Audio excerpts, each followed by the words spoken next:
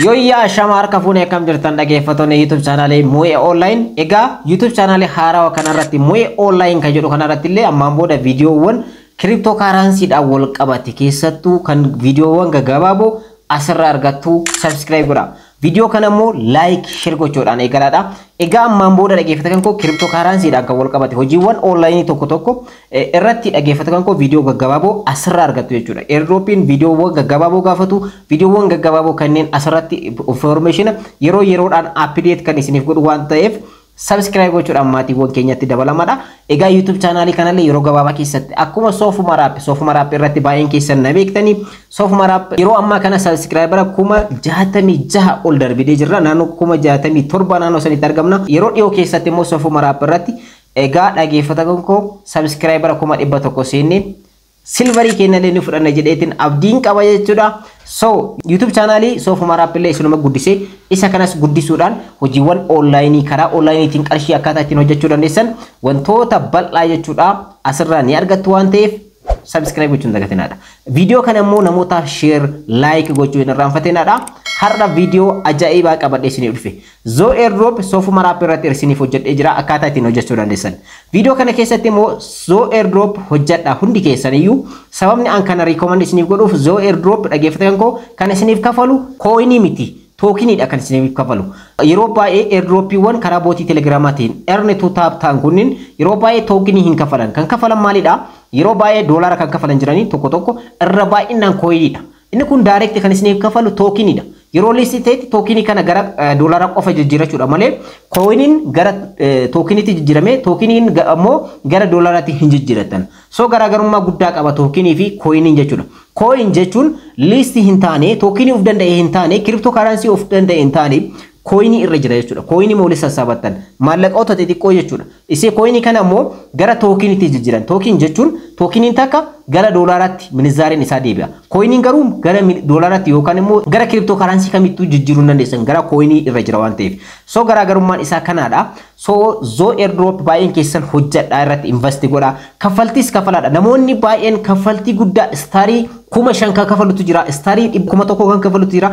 Qarshii yoo qabaatan zo airdrop irratti invest gochuudhaan qarshii gaarii irraa hojjechuu dandeessan. Akkamitti invest irra gootanii dhaggeeffattoonni koo qarshii gaarii irraa hojjechuu dandeessan. Akkamitti immoo tookinii baay'ee walitti sassaabachuu dandeessan. Zo airdrop irratti carraan jiru akka airdropiiwwan biraa taaskiiwwan achirratti hojjetan xiqqoodha. Waan gabaabduudha waan xiqqoodha. Taaskiiwwan kanneen irratti invest hundi isaaniitu invest isin gaafatan. Toonii duwwaa tuqaa tokko kan isin gaafatu jira. Toonii tokko kan isin gaafatu jira. Akkanumallee istaarii dhaggeeffattoonni koo istaarii 50 irraa kaasee hanga istaarii 100,000tti kan isin gaafatan baay'eetu jira. So kanneen illee riskii mataa keessanii fudhachuudhaan zo airdrop irratti invest yoo gootan tookinii gaarii irraa hojjetanii tookinii gaarii hojjetan taanaan yeroo listii ta'etti qarshii gaarii irraa hojjechuu dandeessanii oppositiidha jechuudha. Airdropiiwwan hanga ammaatti hojjenne irraa inni kun tookinii isiniif kafala waan ta'eef invest yoo irratti gootan dhaggeeffattoonni koo yeroo listii ta'etti qarshii gaarii nuuf kafaluu danda'a. Asirratti wanta lama isiniif kaasuu barbaada. Airdropii warroonni hojjetan, warroonni cryptocurrency adda addaa irratti hojjetan dursitanii sammuu keessan amansiisuu kan qabdan wantoota lamatu jira. Tokkoffaa dhaggeeffattoonni koo investing godhaa jettee yoo yaadde qarshii irratti baasee kafaltii kafalee tooniidhaan illee ta'uu akkanumallee istaarii adda addaa kafaluu dandeessanii istaarii kana ni kafalee hojjettan riskii mataa keessanii fudhachuu qabdan. Dursitanii viidiyoon ani isiniif hojjedhu airdropiiwwan listi ta'anii kafalan akkuma jiran airdropiiwwan hojii irra jiran yookaan immoo namoonni irratti invest godhanii badalis jiran askaamara kataan jechuudha. Akka kiyyatti garuu airdropiiwwan isin barsiise hundi isaanii jechuudha. Isaan baay'een listi ta'anii jiran qarshii nuuf kafalanii jiran. Isaan keessaa Hamster Combat, X Empire, Cats, Dr. X baay'een keessan to market app major fudhachuu dandeessan hundi isaaniitu kafaltii nuuf kafalanii jiranii karaa YouTube channel kan koo soofuma raap irratti isin barsiisaa ture. So haa ta'u garuu airdropiiwwan tokko illee kan warroonni badan achumaan osoo nuuf hin kafalin badan jiran. Fakkeenyaaf W coin kan jedhamu isin barsiisee ture. Hanga ammaatti isaan list hin taane naannoo 4-5 caala turanii jiranii. So isaanis hanga ammaatti list isaanii qofa jedhan. So dhaggeeffattoonni koo maaliidhaa fi kana kan isiniif kaasiif airdropiin hojjetan waan yoo ta'e cryptocurrency irratti forex trading adda addaa yoo hin hojjetan dursa riskii mataa keessanii fudhachuun dirqama.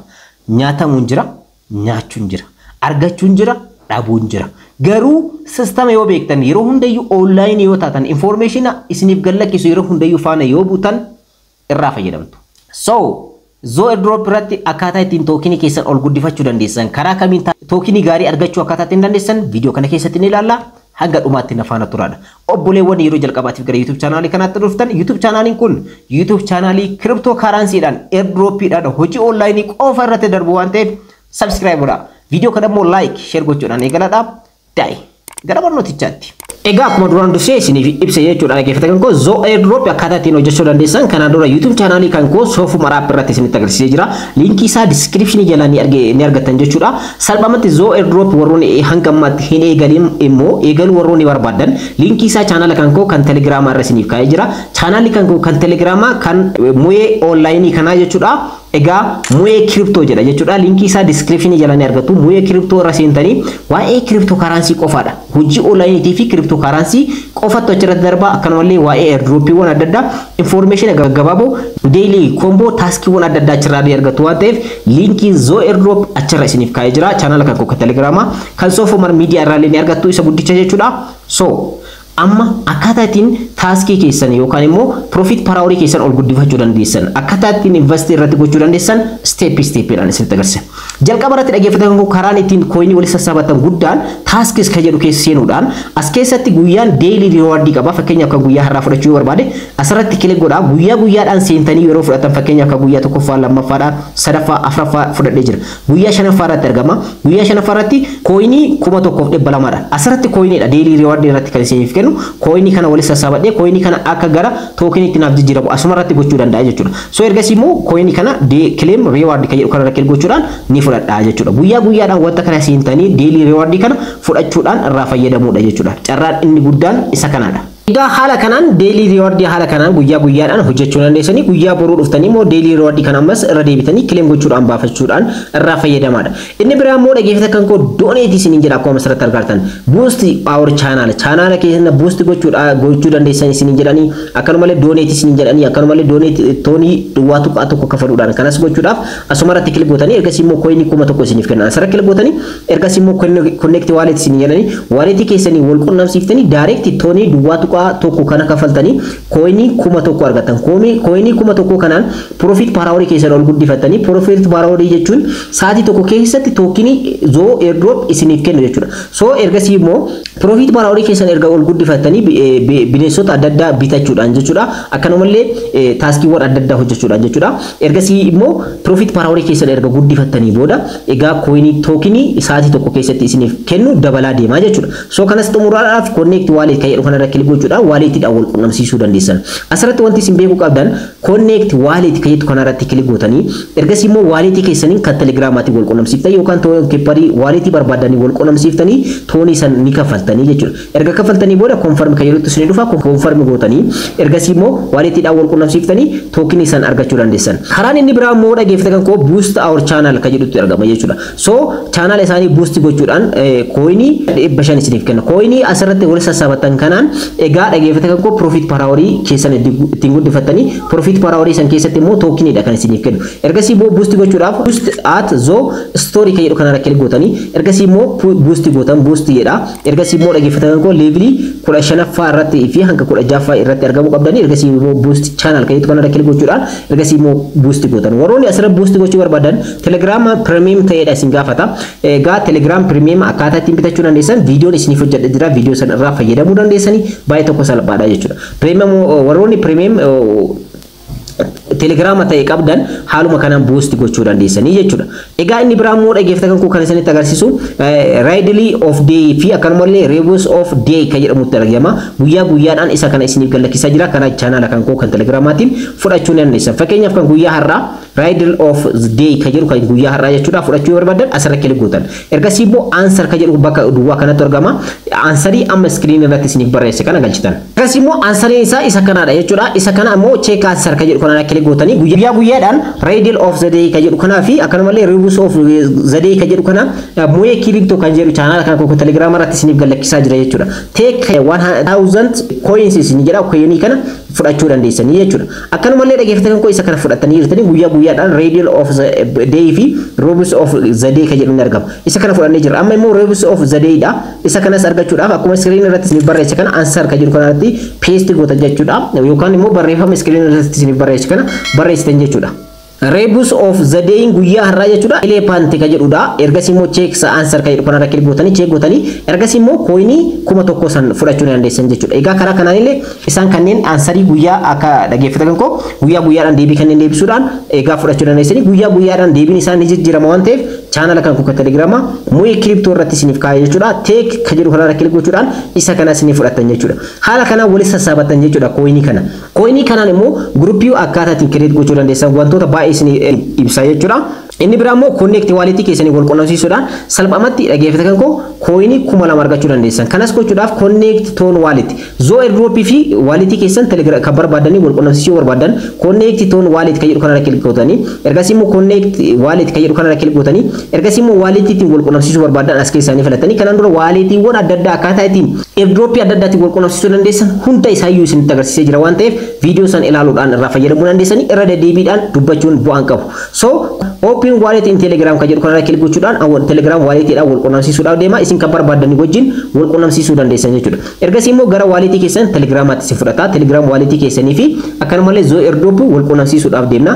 Kanas xumuruudhaan coinii 2000 argattanii jechuudha. Ergasii immoo zo want to connect ton space isin jira ton space keessanii fi zo airdrop wal qunnamsiisuudhaaf deemtanii isin jira connect ka jedhu kanarra kilik gootan. Baay'ee tokko salphaadha connect gochuun jechuudha.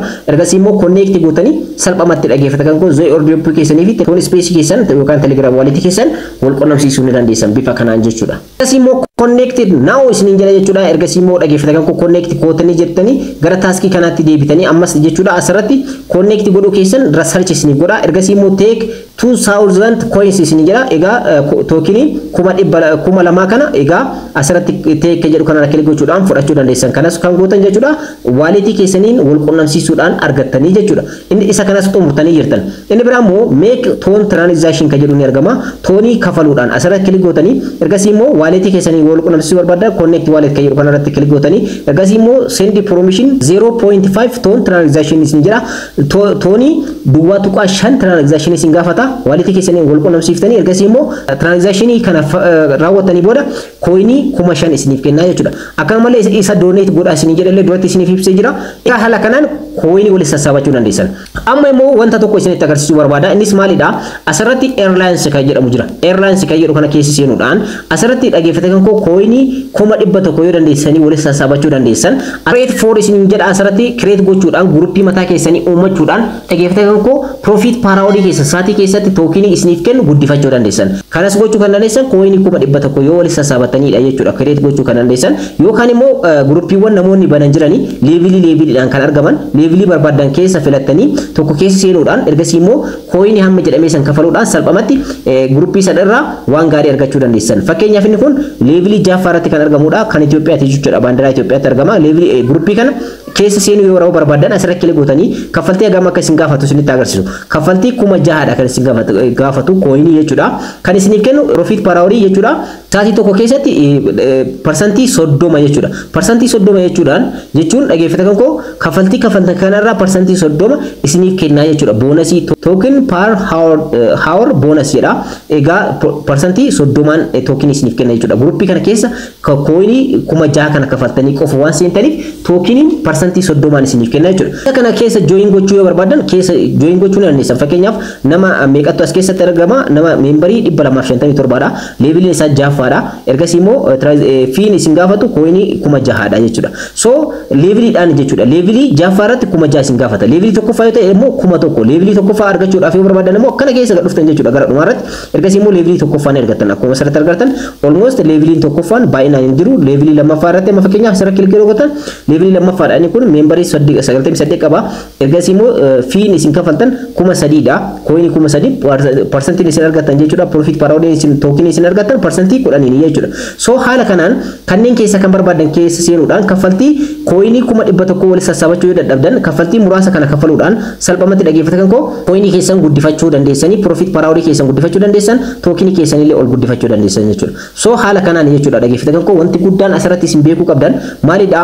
Wanti guddaan jechuudha grupiiwwan kanneen join gochuun hin dagatinaa. Grupiiwwan garagaraatu jira. Grupiiwwan kanneen keessa seenuudhaan coinii jedhamisan kafaluudhaan profit per hour keessan percentii hanga jedhamesaniin walitti sassaabachuu dandeessan. Kana qofaa miti dhageeffatan koo kan mataa keessanii illee barachuu yoo barbaadan akkuma isinitti agarsiise create for kan jedhu ni argama isarra kilik gochuudhaan kan mataa keessanii create gochuu dandeessan. Fakkeenyaaf inni kun staariidhaan kafaluu yoo barbaadan staarii hangana isin gaafa akka fakkeenyaaf 1,100 jechuun staarii 4,299 dha jechuun staarii 4,300 naannoo san isin gaafata. Kana jechuun toonii yeroo jijjiirtan immoo toonii meeqa akka isin gaafatu haa ilaallu. Fakkeenyaaf 1,100 jechuun toonii 11 isin gaafata. Kana jechuun gara qarshii 10,000 oliiti jechuudha. Gruppii kana banachuudhaaf. Garuu gruppii kana banachuudhaan dhaggeeffatan koo namoonni irraa fayyadamaa jiru. Warroonni invest irratti gochuu barbaadan, warroonni namoonni invest irra gochuu barbaadan kaffaltii hamma jedhamee kanneen asirratti kaffaluudhaan ergasii immoo dhaggeeffatan koo qarshii gaarii waan gaarii argachuu dandeessanii jechuudha. So gruppii create gochuudhaaf baay'ee tokko salphaadha. Step nama sitti agarsiisee riskii fudhatanii egaa